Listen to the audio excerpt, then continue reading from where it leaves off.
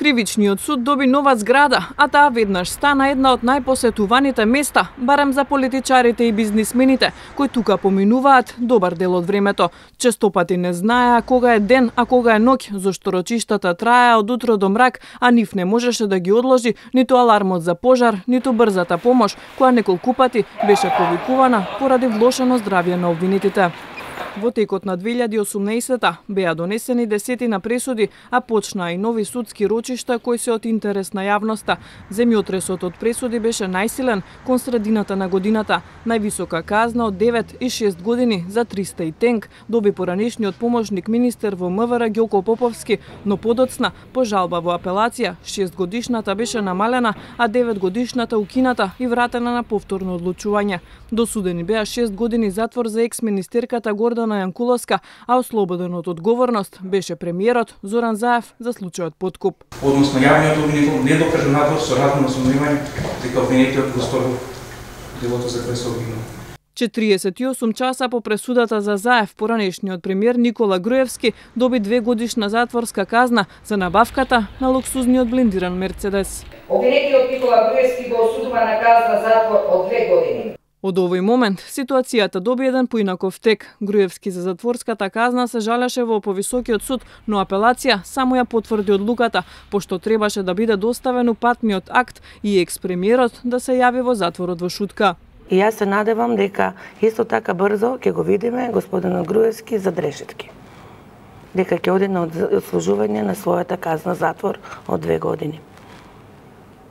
Колку брзо или не можете да кажете? Па може за 20 дена би можело тоа да се заврши доколку секој си ја заврши во судот работата. Но очекувањето на Јанева не се оствари, додека судскиот курир и службите на МВР го бараа Груевски во неговиот дом и пред седиштето на ВМРО ДПМН. Тој преку Фејсбук се јави од Будимпешта, откаде што извести дека поради закани по неговиот живот избегал и побарал политички азил, а откако Орбан експресно му го одобри, Груевски живее комотно во Будимпешта. Hello, Mr. Gruevski. I'm Bayan Bardi from Hungarian newspaper 24.hu. How did you get out of Macedonia? Did the Hungarians help you? Mr. Gruevski, did the Hungarians help you? Заминувањето на екс-премиерот ги разгневни институциите. Судот, СЈО и МВР почнаа да си ја префрлаат одговорноста една на друга, а по неговото бегство се доби впечаток на инстантно активирање на мерката притвор, со што затворот во Шутка почна да добива се повеќе посетители.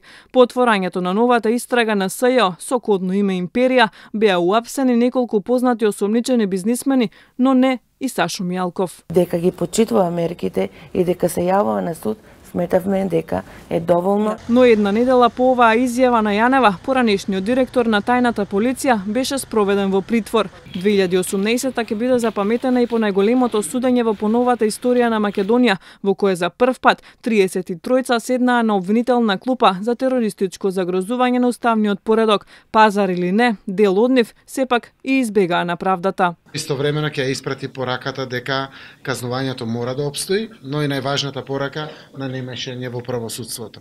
Некои од нив, откако стана јасно дека ќе се спасат, станаа и шеговити. Изјава дам за 50 евра само. Имаме да ви дадеме пари пошто побаравте за изјава. Се смее, се смее. Не, ова беше навреда, дај да. Годинава броевме повеќе осомничени и обвинети, а со оглед на текот на случаите на СЈО кои привршуваат, се очекува во следната 2019-та да се зголеми бројот на донесени пресуди.